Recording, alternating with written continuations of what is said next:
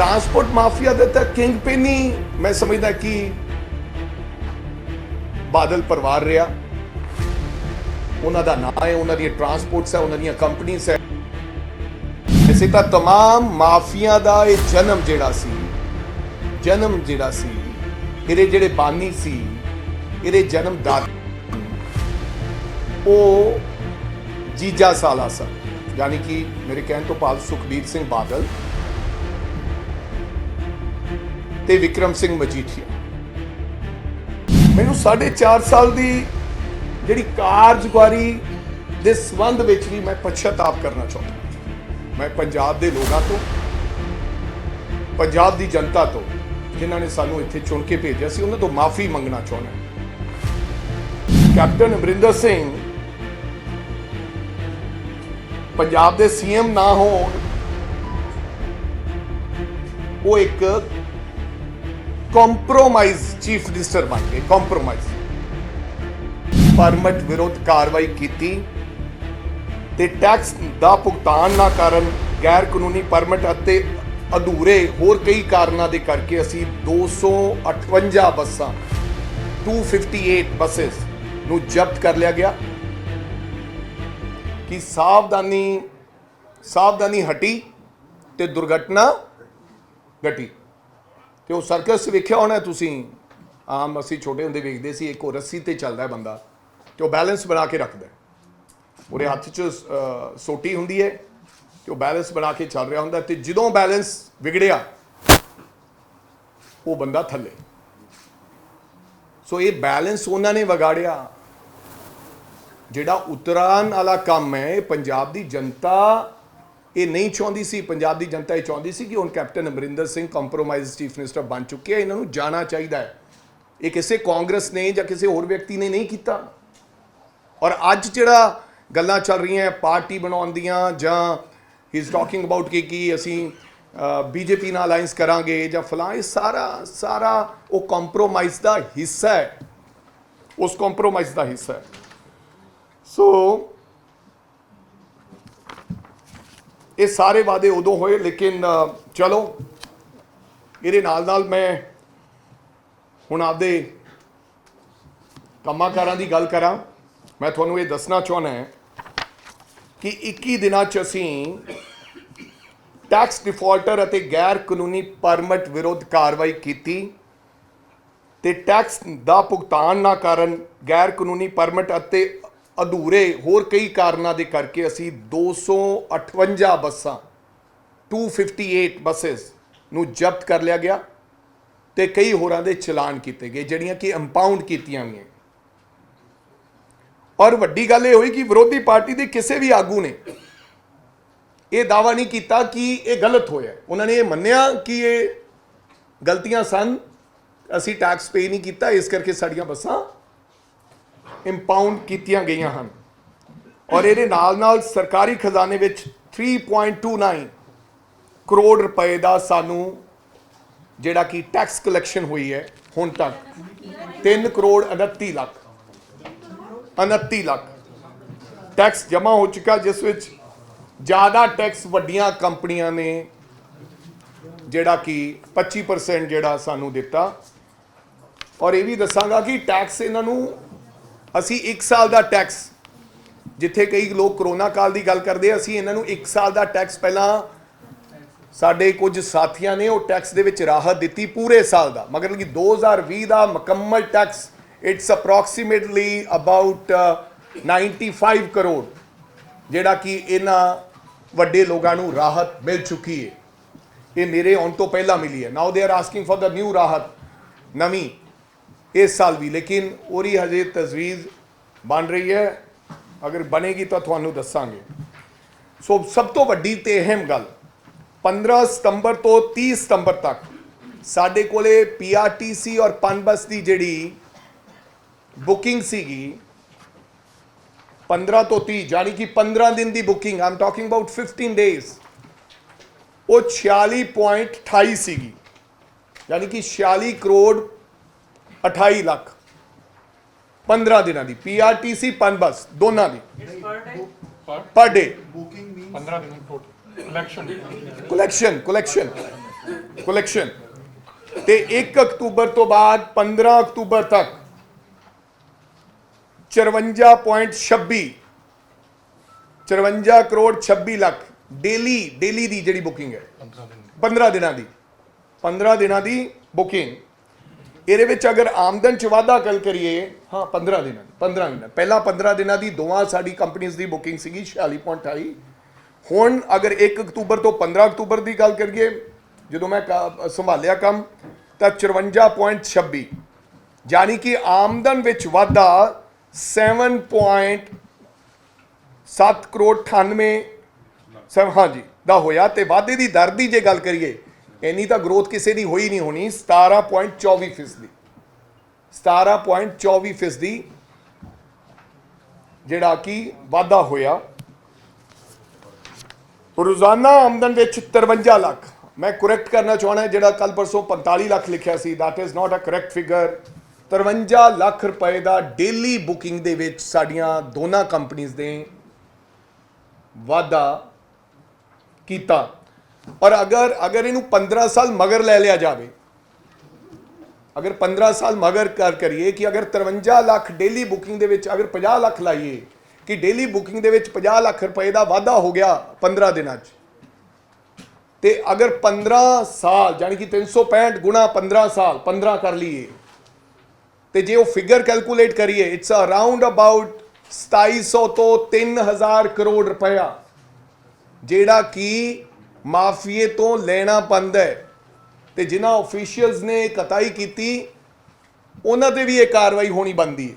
ਇਹ 3000 ਕਰੋੜ ਰੁਪਇਆ, ਜਿਹਨੂੰ ਇਹ ਨਾ ਕੇਵਲ 3000 ਕਰੋੜ ਰੁਪਇਆ, ਇਹ ਕਈ ਲੰਬੀ ਵੱਡੀ ਕਹਾਣੀ। ਸੋ ਇਸ ਤੋਂ ਬਾਅਦ ਨਵੀਆਂ ਬੱਸਾਂ ਤੇ ਨਵੀਆਂ ਨੌਕਰੀਆਂ, 842 ਬੱਸਾਂ ਨਵੀਆਂ ਬੱਸਾਂ ਖਰੀਦਣ ਲਈ ਟਾਟਾ ਕੰਪਨੀ ਨੂੰ ਆਰਡਰ ਦੇ ਦਿੱਤਾ ਗਿਆ ਹੈ, ਜਿਹੜੀਆਂ ਕਿ 45 ਤੇ ਇਹਦੇ ਵਿੱਚੋਂ ਪੰਜਾਬ ਰੋਡਵੇਜ਼ ਦੀਆਂ 587 ਬੱਸਾਂ ਤੇ PRTC ਦੀਆਂ 255 ਬੱਸਾਂ ਸ਼ਾਮਲ ਨੇ। 45 ਦਿਨਾਂ ਦੇ ਅੰਦਰ ਅਸੀਂ ਇਹ ਜਿਹੜੀਆਂ ਬੱਸਿਸ ਹੈ, ਬਿਕੋਜ਼ ਜਦੋਂ ਮੈਂ ਆਇਆ ਉਹਨਾਂ ਨਾਲ ਗੱਲ ਕੀਤੀ, ਪਹਿਲਾਂ ਉਹ ਡਿਲੇ ਕਰ ਰਹੇ ਸੀ, ਲੇਕਿਨ ਸਾਡੀ ਉਹਨਾਂ ਨਾਲ ਗੱਲ ਹੋਈ ਕਿ 45 ਦਿਨਾਂ ਦੇ ਅੰਦਰ ਇਹ ਬੱਸਾਂ ਸਾਨੂੰ ਮਿਲ ਜਾਣਗੀਆਂ। ਸੋ ਮੈਨੂੰ ਲੱਗਦਾ ਹੈ ਬਾਈ ਦਾ ਐਂਡ ਆਫ ਦਸੰਬਰ ਅਸੀਂ ਇਹਨਾਂ ਨੂੰ ਬਾਡੀ ਲਗਾ ਕੇ ਤੇ 842 ਬੱਸਾਂ, ਉਹਦਾ ਟੈਂਡਰ ਵੀ ਫਲੋਟ ਕਰ ਦਿੱਤਾ ਗਿਆ ਹੈ, ਬਾਡੀ ਦਾ ਵੀ ਇਹ ਤਾਂ ਆਰਡਰ ਦੇ ਦਿੱਤਾ ਗਿਆ ਹੈ, ਤੇ ਬਾਡੀ ਦਾ ਜਿਹੜਾ ਸ਼ਹਿਰ ਉੱਤੇ ਲਾਉਣਾ ਸੀ ਉਹਦਾ ਸਾਡਾ ਟੈਂਡਰ ਹੋ ਗਿਆ ਤੇ ਕੰਪਨੀਜ਼ ਨੂੰ ਦੇ ਦਿੱਤਾ ਗਿਆ ਹੈ। ਉਹ ਵੀ ਅਸੀਂ ਮਤਲਬ ਕਿ ਬਾਈ ਦਾ ਐਂਡ ਆਫ ਦਸੰਬਰ ਇਹ 800 ਦੀਆਂ 42 ਬੱਸਾਂ ਨਵੀਆਂ ਦੌੜਨਗੀਆਂ ਸੜਕਾਂ ਤੇ। ਜਿਹੜੀ ਮੈਂ ਉਹਦੇ ਵਿੱਚ ਐਡ ਕਰਾਂਗਾ ਥੋੜਾ ਕਿ ਉਹ ਆਮਦਨ ਜਿੱਥੇ ਵਾਧਾ ਹੋਇਆ ਉੱਥੇ ਸੋ ਕਾਲ ਜਿਹੜੇ ਮਾਫੀਆ ਸੀ ਜਨਮਦਾਤਾ, ਉਹਨਾਂ ਨੇ ਆਪਦਾ ਪੈਸਾ ਵੀ ਕਾਲੇ ਤੋਂ ਚਿੱਟਾ ਕੀਤਾ, ਵਾਈਟ ਮਨੀ। ਮੇਰੇ ਕੋਲ ਇਹ ਇਨਫੋਰਮੇਸ਼ਨ ਵੀ ਹੈ ਕਿ ਉਹਨਾਂ ਦੀ ਬੱਸ ਚੰਡੀਗੜ੍ਹ ਜਾਂਦੀ ਸੀ ਔਰ ਦਿੱਲੀ ਜਾਂਦੀ ਸੀ, ਦਿੱਲੀ ਤੋਂ ਵਾਪਸ ਆਉਂਦੀ ਸੀ। ਇੱਕ ਦਿਨ 'ਚ ਡਬਲ ਟ੍ਰਿਪ ਲਾ ਹੀ ਨਹੀਂ ਸਕਦੀ ਬੱਸ, ਕਿ ਇੱਥੋਂ ਦਿੱਲੀ ਜਾਣਾ ਤੇ ਦਿੱਲੀ ਤੋਂ ਵਾਪਸ ਆਉਣਾ ਇੱਕ ਟ੍ਰਿਪ ਲੱਗਦਾ, ਲੇਕਿਨ ਕਾਗਜ਼ਾਂ ਦੇ ਵਿੱਚ ਕੇਵਲ 9000 ਰੁਪਇਆ ਲਿਆ ਜਾਂਦਾ ਸੀ ਹਰਿਆਣਾ ਟੈਕਸ ਭਰ ਕੇ, ਤੇ ਉਹਨੂੰ ਚਲਾ ਕੇ ਦਿਖਾਇਆ ਜਾਂਦਾ ਸੀ ਕਿ ਇਹਨੇ ਡਬਲ ਟ੍ਰਿਪ ਲਾ ਲਿਆ। ਉਹ ਜਿਹੜਾ ਪੈਸਾ ਦੂਸਰੇ ਧੰਦਿਆਂ ਤੋਂ ਆਉਂਦਾ ਸੀ, ਰੇਤ ਤੋਂ, ਕੇਬਲ ਤੋਂ, ਡਰੱਗਸ ਤੋਂ, ਉਹਨਾਂ ਨੂੰ ਚਿੱਟਾ ਕਰਨ ਦੇ ਵਿੱਚ ਇਹ ਬੱਸਾਂ ਦਾ ਵੀ ਯੋਗਦਾਨ ਉਸ ਮਾਫੀਏ ਨੇ ਇਸਤੇਮਾਲ ਕੀਤਾ। ਅੱਗੇ ਜੀ ਨੌਕਰੀਆਂ ਲਈ ਭਰਤੀ ਪ੍ਰਕਿਰਿਆ, ਨਵੀਆਂ ਬੱਸਾਂ ਲਈ ਲਗਭਗ ਸਾਨੂੰ 800 ਡਰਾਈਵਰ, ਕੰਡਕਟਰ ਅਤੇ ਹੋਰ ਸਟਾਫ ਦੀ ਭਰਤੀ ਪ੍ਰਕਿਰਿਆ ਉਹ ਅਸੀਂ ਸ਼ੁਰੂ ਕਰ ਦਿੱਤੀ ਹੈ। FD ਸਾਹਿਬ ਕੋਲ ਸਾਡੀ ਪ੍ਰਪੋਜ਼ਲ ਚਲੀ ਗਈ ਹੈ। ਬੱਸਾਂ ਆਉਣ ਤੋਂ ਪਹਿਲਾਂ ਸਾਡੀ ਇਹ ਅਸੀਂ ਇਹਨਾਂ तमाम ਲੋਕਾਂ ਨੂੰ ਆਊਟਸੋਰਸ ਜਾਂ ਕੰਟਰੈਕਟ ਦੇ ਰਾਹੀਂ ਅਸੀਂ ਇਹਨਾਂ ਨੂੰ ਭਰਤੀ ਕਰ ਲਿਆ ਜਾਏਗਾ, ਸੋ ਦੈਟ ਸਾਡੀ ਬੱਸ ਜਦੋਂ ਆਏਗੀ ਤੇ ਉਹ ਇੱਕ ਦਿਨ ਵੀ ਖੜੀ ਨਾ ਹੋਵੇ ਬਿਨਾਂ ਡਰਾਈਵਰਸ ਤੇ ਕੰਡਕਟਰਸ ਤੋਂ। ਇਹ ਅਸੀਂ ਕੀਤਾ। ਨਵੇਂ ਬੱਸ ਸਟੈਂਡ ਤੇ ਵਰਕਸ਼ਾਪ ਬਣਾਉਣਾ ਤੇ ਨਵੀਨੀਕਰਨ, ਜਿਹਦੇ ਵਾਸਤੇ 400 ਕਰੋੜ ਰੁਪਇਆ ਖਰਚੇ ਜਾਣਗੇ। ਕੱਲੀ ਇਹ ਖਰਚੇ ਜਾਣ ਵਾਲੀ ਗੱਲ ਨਹੀਂ ਹੈ। 52 ਨਵੇਂ ਬੱਸ ਅੱਡੇ, ਜਿਹੜਾ ਕਿ ਸਾਡੇ ਕੋਲ ਪੈਸਾ ਆ ਚੁੱਕਿਆ ਹੈ, 230 ਕਰੋੜ ਰੁਪਏ ਦੀ ਲਾਗਤ ਨਾਲ ਬਣ ਰਹੇ ਨਵੇਂ ਬੱਸ ਸਟੈਂਡਸ, ਜਿਨ੍ਹਾਂ ਦੇ ਟੈਂਡਰਸ ਹੋ ਗਏ ਹੈ, ਕਈਆਂ ਦੇ ਟੈਂਡਰਸ ਹੋ ਗਏ ਨੇ कुछ दे टेंडर्स रहिंदे ने। असी तकरीबन 3-4 दिनों के विच तमाम ये 400 करोड़ रुपए के टेंडर्स जिहड़े है वो ला देंगे, क्योंकि साढ़े कुछ बस स्टैंड म्यूनसिपल कमेटी को है, साढ़े कुछ बस स्टैंड जिहड़े है ब्लॉक समतीज़ को है, कुछ PRTC ते पनबस, ये असी नवे कुछ बस स्टैंड साढ़े बन रहे हैं। ऑलरेडी पटियाला का बस स्टैंड जिवें रोपड़ का होर कई बन चुके हैं। ये 230 करोड़ रुपया खर्च रहे हैं 52 नवे बस अड्डियां ते 70 बस अड्डियां का नवीनीकरण कर रहे हैं 45 करोड़ रुपए के नाल। ते नवीं वर्कशॉप जिहड़ियां कि असी जिन्हें वो स्लाइड ते तुहानूं दिखा रहे हैं, नवियां विद न्यू डिज़ाइन सारा कुछ, ये 81 करोड़ रुपए ना 16 नवीनीकरण कर रहे हैं असी 16 वर्कशॉप से। सो ये ते असी 81 करोड़ रुपया लाना है। ये तमाम जिहड़े काम है असी इन्हां नूं इस महीने के एंड तक असी टेंडर फ्लोट कर देंगे, जानी कि इन्हां तमाम चीज़ों का काम जिहड़ा काम है वो नवंबर के फर्स्ट वीक शुरू हो जाएगा विदाउट एनी डिले। ਇਹਦੇ ਨਾਲ ਅਸੀਂ ਡਰਾਈਵਿੰਗ ਲਾਇਸੈਂਸ ਰਜਿਸਟ੍ਰੇਸ਼ਨ ਸਰਟੀਫਿਕੇਟ ਅਤੇ ਜਿਹੜੇ ਪੈਂਡਿੰਗ ਕੇਸਿਸ ਪਏ ਸੀ, ਹੁਣ ਅਸੀਂ ਜਿਹੜੇ ਟੈਸਟਿੰਗ ਟਰੈਕ ਸ਼ਨੀਵਾਰ ਨੂੰ ਵੀ ਖੋਲ ਦਿੱਤੇ ਗਏ ਹੈ। ਪਹਿਲਾਂ ਉਹ ਫਰਾਈਡੇ ਤੱਕ ਹੁੰਦੇ ਸੀ, ਉਹ ਅਸੀਂ ਸ਼ਨੀਵਾਰ ਨੂੰ ਵੀ ਉਹਨਾਂ ਨੂੰ ਖੋਲਤਾ। ਸੈਟਰਡੇ ਨੂੰ ਜਿਹੜਾ ਬੁਕਿੰਗ ਸਲਾਟ ਸੀਗਾ ਸਾਡਾ ਪਹਿਲਾਂ 30 ਦਿਨ ਸੀ ਬੁਕਿੰਗ ਸਲਾਟ, ਹੁਣ ਅਸੀਂ 45 ਦਿਨ ਉਹਨੂੰ ਕਰ ਦਿੱਤਾ ਗਿਆ ਹੈ। ਕਮਰਸ਼ੀਅਲ ਅਤੇ ਗੈਰ ਕਮਰਸ਼ੀਅਲ ਵਾਹਨ ਦੀ ਜਾਂਚ ਕਿਸੇ ਵੀ ਨਜ਼ਦੀਕੀ ਸਥਾਨ ਤੇ, ਪਹਿਲਾਂ ਇਹ ਹੁੰਦਾ ਸੀ ਕਿ ਪਾਰਟਿਕੂਲਰਲੀ ਫਲਾਨੀ ਥਾਂ ਤੇ ਹੀ ਇਹਦੀ ਜਾਂਚ ਹੋਏਗੀ, ਹੁਣ ਅਸੀਂ ਓਪਨ ਕਰ ਦਿੱਤਾ ਗਿਆ। ਜਿੱਥੇ ਵੀ ਉਹਨੂੰ ਜਾਂਚ ਉਹਦੇ ਨਜ਼ਦੀਕੀ ਸੈਂਟਰ ਹੋਊਗਾ ਉੱਥੇ ਜਾ ਕੇ ਉਹ ਜਾਂਚ ਕਰਾ ਸਕਦਾ। ਪਹਿਲਾਂ ਇਹ ਸੀ ਕਿ ਇੱਥੋਂ ਵਾਲਾ ਬੰਦਾ ਨੂੰ ਸਪੈਸ਼ਲੀ ਉੱਥੇ ਜਾਣਾ ਪੈਂਦਾ ਸੀ, ਉਹ ਅਸੀਂ ਇਹ ਕਰਤਾ ਰਿਫਾਰਮਸ। ਤੇ outsource company driving licence registration certificate ਸਮਝੌਤੇ ਮੁਤਾਬਕ ਜਿਹੜਾ ਲੇਟ ਹੋਏਗਾ, ਜੇ ਕੋਈ ਲੇਟ ਹੋਏਗਾ ਉਹਨੂੰ ਅਸੀਂ ਜੁਰਮਾਨਾ ਪਾਵਾਂਗੇ 7 ਦਿਨਾਂ ਦੇ ਅੰਦਰ ਅੰਦਰ। ਜਿਹੜਾ 7 ਡੇਜ਼ ਔਰ 15 ਡੇਜ਼ 3 ਡੇਜ਼ ਦਾ ਡਿਸਪੈਚ ਦਾ ਸਮਾਂ ਅਸੀਂ 3 ਦਿਨਾਂ 'ਚ ਉਹਦਾ ਡਰਾਈਵਿੰਗ ਲਾਇਸੈਂਸ ਤੇ ਰਜਿਸਟ੍ਰੇਸ਼ਨ ਡਿਸਪੈਚ ਕਰਾਂਗੇ। ਅਗਰ 3 ਦਿਨਾਂ ਤੋਂ ਵੱਧ ਡਿਲੇ ਕਰੇਗਾ ਉਹ, ਤਾਂ ਅਸੀਂ ਉਹਦੇ ਤੇ ਉਹਨੂੰ ਜੁਰਮਾਨਾ ਪਾਵਾਂਗੇ। ਤੇ ਇਹਦੇ ਨਾਲ ਇੱਕ ਹੋਰ ਕੀਤਾ ਕਿ ਪਹਿਲਾਂ 7 ਦਿਨ ਡਿਸਪੈਚ ਹੋਣ ਤੋਂ ਬਾਅਦ ਅਗਰ ਕਈ ਵਾਰੀ ਕੋਈ ਲਾਇਸੈਂਸ ਨਹੀਂ ਲੈਣ ਆਉਂਦਾ, ਰਜਿਸਟ੍ਰੇਸ਼ਨ ਨਹੀਂ ਲੈਣ ਆਉਂਦਾ, ਤਾਂ 7 ਦਿਨ ਉਹ ਪੋਸਟ ਆਫਿਸ ਰਹਿੰਦੀ ਸੀ ਉਹਦੀ ਕਾਪੀ ਔਰ ਆ ਲਾਇਸੈਂਸ। ਕਈ ਵਾਰੀ ਕਿਤੇ ਬੰਦਾ ਬਾਹਰ ਗਿਆ ਹੁੰਦਾ, ਲੇਕਿਨ ਹੁਣ ਅਸੀਂ ਉਹਨੂੰ ਵਧਾ ਕੇ ਸਮਾਂ 15 ਦਿਨ ਦਾ ਕਿਹਾ ਕਰਨ ਵਾਸਤੇ ਕਿ 15 ਦਿਨ ਉਹ ਪੋਸਟ ਆਫਿਸ ਰਹੇਗੀ, ਤਾਂ ਜੋ ਕੋਈ ਵਿਅਕਤੀ ਵੀ 15 ਦਿਨਾਂ ਦੇ ਅੰਦਰ ਅੰਦਰ ਪੋਸਟ ਆਫਿਸ ਚੋਂ ਆਪਦਾ ਲਾਇਸੈਂਸ ਜਾਂ ਰਜਿਸਟ੍ਰੇਸ਼ਨ ਲੈ ਸਕਦਾ ਹੈ। ਡਰਾਈਵਿੰਗ ਲਾਇਸੈਂਸ ਸਰਟੀਫਿਕੇਟਸ ਅਤੇ RTA ਦੇ ਦਫ਼ਤਰ ਵਿੱਚ ਹੋਰ ਕਈ ਪੈਂਡੈਂਸੀ ਬਹੁਤ ਪਈ ਹੈ। ਜਦੋਂ ਅਸੀਂ ਇਹਨੂੰ ਇੱਥੇ ਸੈਂਟਰਲਾਈਜ਼ ਕੀਤਾ, ਇੱਥੇ ਸਾਡੀ ਹੁਣ ਪ੍ਰਿੰਟਿੰਗ ਹੁੰਦੀ ਹੈ ਰਜਿਸਟ੍ਰੇਸ਼ਨ ਦੀ ਤੇ ਉਹਦੀ ਕਾਪੀ ਲਾਇਸੈਂਸ ਦੀ, ਪਰ ਲੇਕਿਨ ਪੁਰਾਣਾ ਉਸ ਤੋਂ ਪਹਿਲਾਂ ਦੀਆਂ ਕਈ ਪੈਂਡੈਂਸੀ ਪਈਆਂ, ਕਈ ਸ਼ਿਕਾਇਤਾਂ ਸਾਨੂੰ ਮਿਲੀਆਂ। ਸੋ ਅਸੀਂ ਹੁਣ ਪੈਂਡੈਂਸੀ ਮੇਲਾ ਲਾ ਰਹੇ ਹਾਂ। ਸੋ ਅਸੀਂ ਸਟਾਰਟ ਕਰ ਰਹੇ ਹਾਂ ਮੁਕਤਸਰ ਸਾਹਿਬ ਤੋਂ ਇਹਦਾ ਪਾਇਲਟ।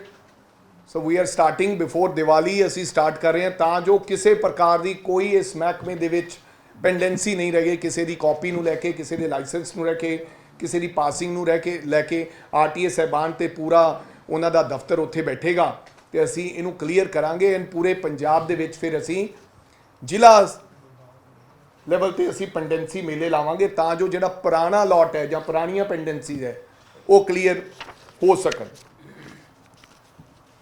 ਹੋਰ ਕਈ ਪਹਿਲ ਕਦਮੀਆਂ ਕੀਤੀਆਂ। ਪਹਿਲਾਂ PRTC ਤੇ ਪੰਜਾਬ ਰੋਡਵੇਜ਼ ਦੀਆਂ ਬੱਸਾਂ ਉੱਪਰ ਤੰਬਾਕੂ, ਪਾਨ ਮਸਾਲਾ ਆਦਿ ਦੇ ਇਸ਼ਤਿਹਾਰ ਲੱਗ ਜਾਂਦੇ ਸੀ, ਐਡਵਰਟਾਈਜ਼ਮੈਂਟ।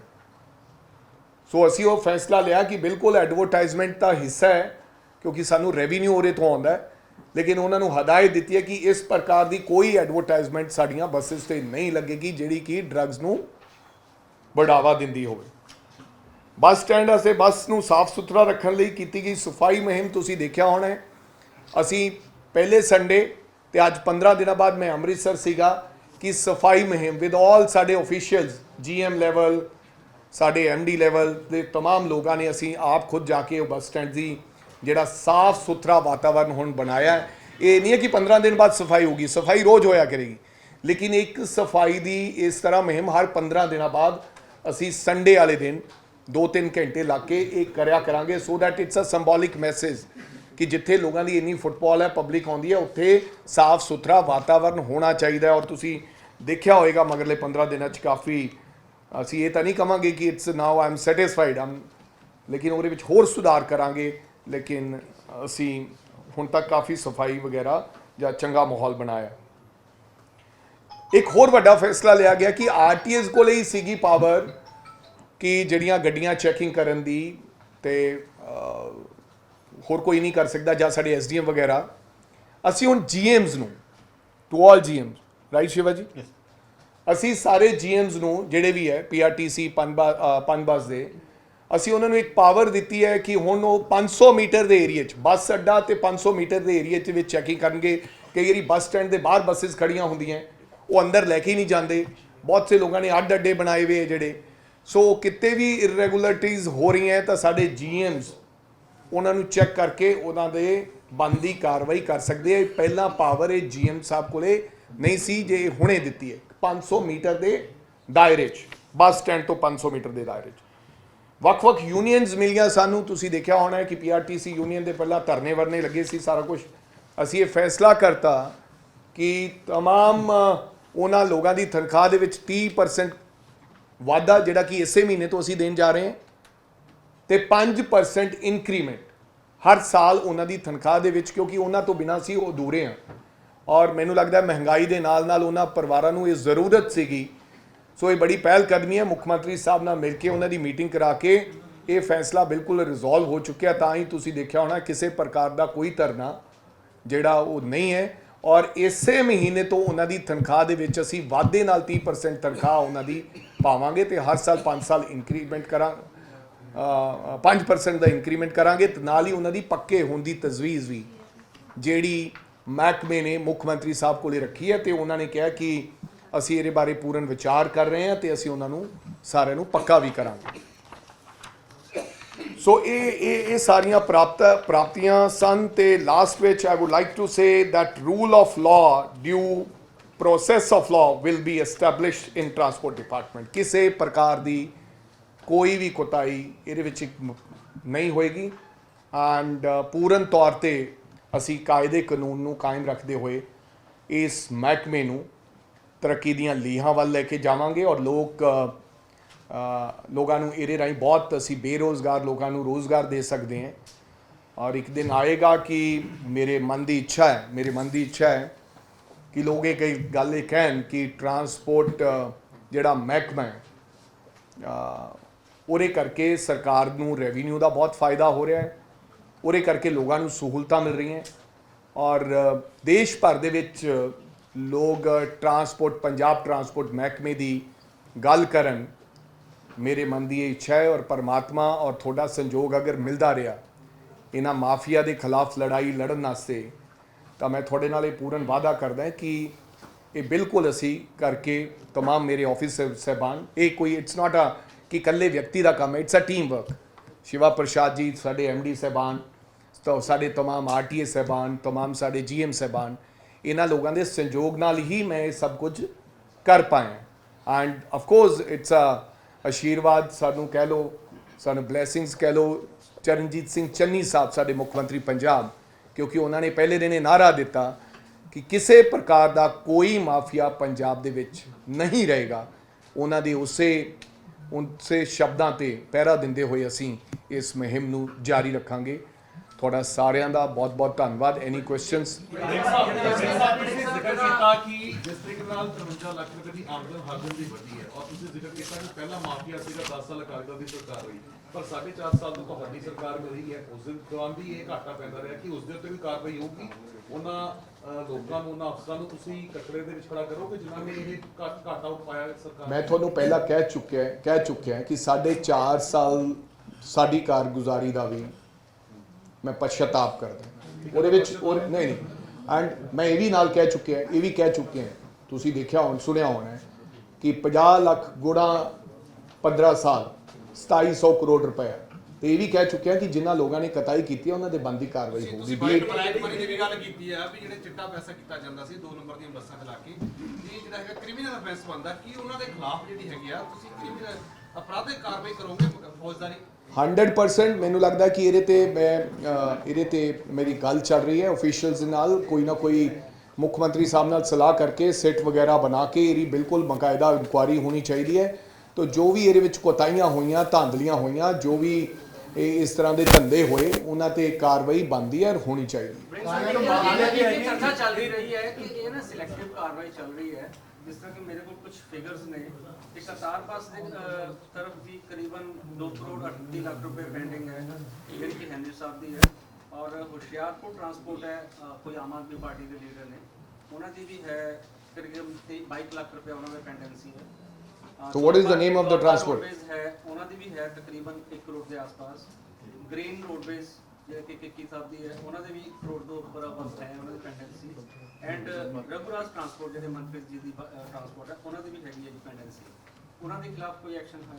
ਸੋ ਮੈਂ ਤੁਹਾਨੂੰ ਇਹ ਦੱਸਣਾ ਚਾਹੁੰਦਾ ਕਿ ਜਿਹੜੀਆਂ ਤੁਸੀਂ ਕੰਪਨੀਆਂ ਦੇ ਨਾਂ ਗਿਣਾਏ ਨੇ, ਕਾਫੀ ਕੁਝ ਵੱਡੀਆਂ ਕੰਪਨੀਆਂ ਵੀ ਹੈ, ਕੁਝ ਛੋਟੀਆਂ ਕੰਪਨੀਆਂ ਵੀ ਹੈ, ਲੇਕਿਨ ਮੈਂ ਤੁਹਾਨੂੰ ਇਹ ਦੱਸਾਂ ਕਿ ਗ੍ਰੀਨ ਬੱਸ ਜਿਹੜੀ ਹੈਗੀ ਹੈ ਉਹਨਾਂ ਦੀਆਂ 3 ਬੱਸਿਸ ਆਲਰੇਡੀ ਇੰਪਾਊਂਡ ਹੈਗੀਆਂ।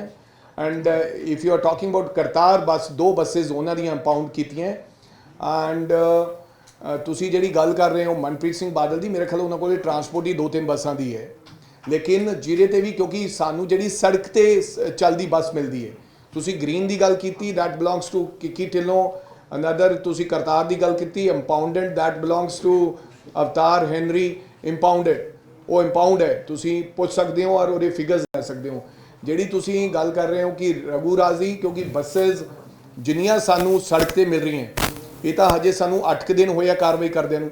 ਜਿਹੜੀ ਬੱਸ ਸਾਨੂੰ ਮਿਲਦੀ ਹੈ ਜਿਹਦੇ ਖਿਲਾਫ ਪੈਂਡੈਂਸੀ ਹੈ, ਪਰ ਇਹ ਵੀ ਤੁਹਾਨੂੰ ਦੱਸਣਾ ਚਾਹੀਦਾ ਹੈ ਕਿ ਘੱਟੋ ਘੱਟ ਮੇਰਾ ਖਿਆਲ 50 ਤੋਂ 60 ਕੰਪਨੀਆਂ ਹੈਗੀਆਂ ਜਿਹੜੀਆਂ ਅਲੱਗ-ਅਲੱਗ ਤਰ੍ਹਾਂ ਦੀਆਂ, ਨਾਗਪਾਲਸ, ਲਿਬੜਾ, ਇਹ ਸਾਰੀਆਂ ਬੱਸਸ ਇੰਪਾਊਂਡਡ ਹੈਗੀਆਂ।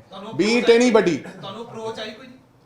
ਅਪਰੋਚ ਮੈਨੂੰ ਕੋਈ ਅਪਰੋਚ ਨਹੀਂ ਕਰ ਰਿਹਾ, ਲੇਕਿਨ ਮੈਨੂੰ ਨੀਚੇ ਪਤਾ ਲੱਗਿਆ ਕਿ ਕੁਝ ਲੋਕਾਂ ਨੇ ਸਾਡੇ, ਜਿਵੇਂ ਤੁਸੀਂ ਦਰਵੇਸ਼ ਦੀ ਗੱਲ ਕਰੋ, ਮੈਂ ਉਦਾਹਰਨ ਦੇ ਰਿਹਾ, ਇੱਕ ਦਰਵੇਸ਼ ਨਾਮ ਦੀ ਕੰਪਨੀ ਹੈ ਜਿਹੜੀਆਂ 20 ਬੱਸਸ ਹੈ, ਉਹਨੇ 75% ਆਪਦਾ ਟੈਕਸ ਜਮ੍ਹਾਂ ਕਰਾ ਦਿੱਤਾ ਹੈ।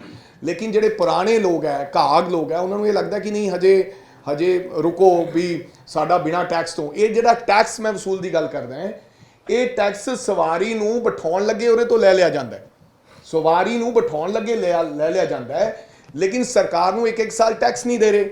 ਹਾਲਾਂਕਿ ਉਹਨਾਂ ਦੇ ਖਿਲਾਫ ਤਾਂ ਇੰਟਰਸਟ ਬਣਦਾ ਹੈ, ਇੰਟਰਸਟ ਵੀ ਬਣੇਗਾ, ਪਲੈਂਟੀ ਵੀ ਪਏਗੀ, ਉਹ ਵੀ ਪੈਸਾ ਸਾਡਾ ਲੈਣਾ ਬਣਦਾ ਹੈ। 1 ਸਾਲ ਦਾ 95 ਕਰੋੜ ਰੁਪਇਆ, ਜਿਹੜੀ ਤੁਸੀਂ ਮੈਂ ਗੱਲ ਕਰ ਰਿਹਾ ਸੀ, ਕੋਵਿਡ 'ਚ ਕਿਸੇ ਨੂੰ ਰਿਲੀਫ ਨਹੀਂ ਮਿਲਿਆ, ਲੇਕਿਨ ਬੱਸਿਸ ਵਾਲੇ ਇਹਨਾਂ ਗਰੀਬ ਲੋਕਾਂ ਨੂੰ ਰਿਲੀਫ 95 ਕਰੋੜ ਰੁਪਏ ਦਾ ਮਿਲਿਆ, ਕਿਸੇ ਹੋਰ ਦੁਕਾਨਦਾਰ ਨੂੰ ਨਹੀਂ ਮਿਲਿਆ।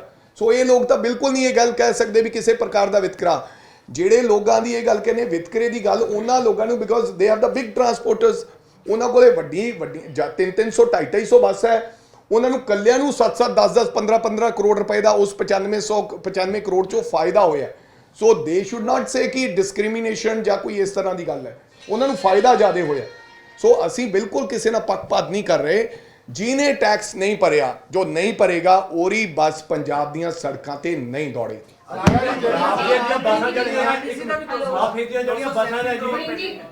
ਗੱਲ ਕਰਾਂਗੇ ਜਿਸ ਕਿ ਮੋਹਾਲੀ ਦਾ ਬੱਸ ਅੱਡਾ ਹੈਗਾ, ਪਹਿਲਾਂ ਫੇਸ 8 ਦੇ ਵਿੱਚ ਸੀਗਾ ਚੱਲ ਰਿਹਾ, ਉਸ ਨੂੰ ਬੰਦ ਕਰਵਾ ਦਿੱਤਾ ਗਿਆ।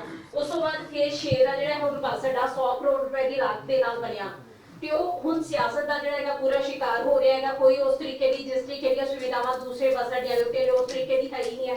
ਕਿਸ ਤਰੀਕੇ ਨਾਲ ਚੱਲ ਰਿਹਾ ਜਿਹੜਾ ਤੁਸੀਂ ਯੂ ਆਰ ਟਾਕਿੰਗ ਅਬਾਊਟ ਜਿਹੜਾ ਉਹ ਦਾਰਾ, ਹਾਂਜੀ, ਉਹਦਾ ਜੀ ਸਾਡਾ ਪੁੱਡਾ ਦੇ ਨਾਲ ਜਿਹੜਾ ਉਹ ਕਿਸੇ ਪ੍ਰਾਈਵੇਟ ਬੰਦੇ ਨੇ ਉਹਨੂੰ ਬਣਾਇਆ ਸੀਗਾ। ਉਹ ਪਹਿਲੀ ਗੱਲ ਤਾਂ ਉੱਥੇ ਬੰਦਾ ਨਹੀਂ ਸੀਗਾ, ਜਿਹੜੀ ਗੱਲ ਹੈ ਪਿੱਛੇ ਜੇ ਫਿਰ ਉਹਨੂੰ ਕੋਈ ਵੇਚਣ ਵਚਾਉਣ ਦੀ ਗੱਲ ਚੱਲ ਰਹੀ ਸੀ।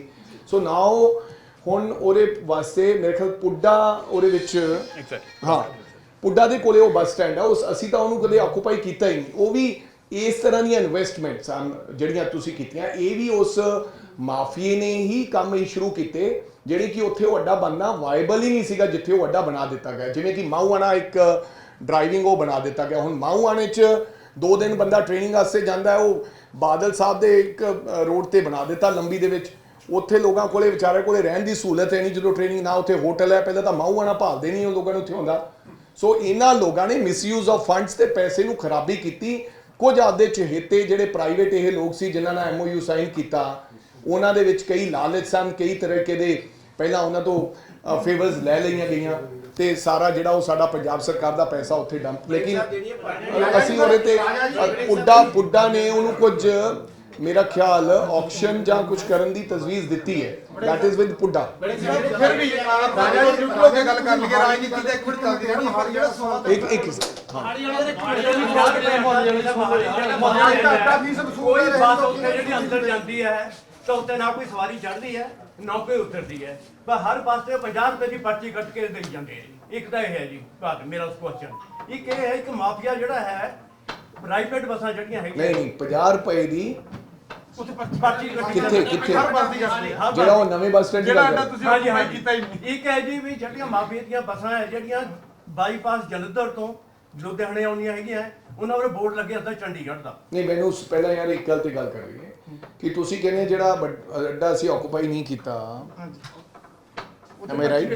ਉਹਦੀ ਪਰਚੀ ਕੱਟੀ ਜਾ ਰਹੀ। ਹਾਂਜੀ ਹਾਂ ਬਿਲकुल जो बस अंदर जाती है उसकी 50 ਨਹੀਂ, ਰੁਪਏ ਨਹੀਂ, बाहर वालों को तो ਸਿਰਫ नहीं करते। ਪਰਚੀ ਕਟਵਾਉਣ ਨਹੀਂ ਭੇਜਿਆ ਜਾਂਦਾ ਉਹਨਾਂ ਨੂੰ, ਉਹ ਐ ਲੰਘ ਜਾਂਦੇ ਵਿੱਚ ਦੀ ਪਰਚੀ ਕਟਾ ਕੇ। ਚੰਡੀਗੜ੍ਹ ਡਿਪੂ ਦੇ ਉੱਤੇ ਮੁਲਾਜ਼ਮ ਬਿਠਾਏ ਹੋਏ ਜੀ, ਸਾਰਾ ਇੰਸਪੈਕਟਰ ਬਿਠਾਏ ਹੋਏ ਪੰਜਾਬ ਦੇ ਚੰਡੀਗੜ੍ਹ ਡਿਪੂ ਦੇ ਤੇ ਕੰਡਕਟਰ ਬੈਠੇ ਆ, ਨਾਲ ਸਿਕਿਉਰਿਟੀ ਬੈਠੀ ਠੀਕ ਹੈ ਦੂਜੀ ਠੀਕ ਗੱਲ ਸਰ, ਜੇ ਹੈ ਸਵਾਦ ਮੇਰੇ ਤੁਸੀਂ ਧਿਆਨ ਇਸਤੇਮਾਲ ਕੀਤਾ ਜਾ ਸਕਦਾ। ਮੇਰੇ ਤੁਸੀਂ ਇਹ ਗੱਲ ਧਿਆਨ ਚ ਲਿਆਂਦੀ ਹੈ। ਮੈਂ ਸ਼ਿਵਾ ਪ੍ਰਸਾਦ ਜੀ ਨੂੰ ਕਹੂੰਗਾ ਕਿ ਇਹਦੇ ਤੇ ਬਣਦੀ ਕਾਰਵਾਈ ਜਿਹੜੀ ਹੈਗੀ ਹੈ ਉਹਦੇ ਤੇ ਅਸੀਂ ਇਮੀਡੀਏਟਲੀ ਤੁਹਾਨੂੰ ਇੱਕ ਅੱਧੇ ਦਿਨ ਦੇ ਵਿੱਚ ਹੀ ਉਹਦਾ ਨਤੀਜਾ ਇੱਕ ਜਿਹੜੀਆਂ ਬੱਸਾਂ ਹੈ ਜੀ ਮਾਫੀਆ ਦੀਆਂ ਜਲੰਧਰ ਤੋਂ ਤੁਰਦੀਆਂ, ਉਹ ਆ ਜਾਂਦੀ ਹੈ ਜਲੰਧਰ ਬਾਈਪਾਸ, ਆ ਜਾਂਦੀ ਲੁਧਿਆਣਾ ਬਾਈਪਾਸ, ਉਹਨਾਂ ਤੇ ਲਿਖਿਆ ਹੁੰਦਾ ਹੈ ਚੰਡੀਗੜ੍ਹ। ਉਹਨਾਂ ਦੇ ਜਿਹੜੇ ਪਰਮਿਟ ਹੈਗੇ ਆ ਉਹ ਮਾਹਲੀ ਤੱਕ ਹੁੰਦੇ, ਖੜ ਤੱਕ ਹੁੰਦੇ ਆ, ਤੇ ਆ ਕੇ ਉਹ ਸਵਾਰੀਆਂ ਨੂੰ ਜਿਹੜਾ ਹੈਗਾ ਹੈਰਾਨ ਪਰੇਸ਼ਾਨ ਹੋਣਾ ਪੈਂਦਾ ਹੈ।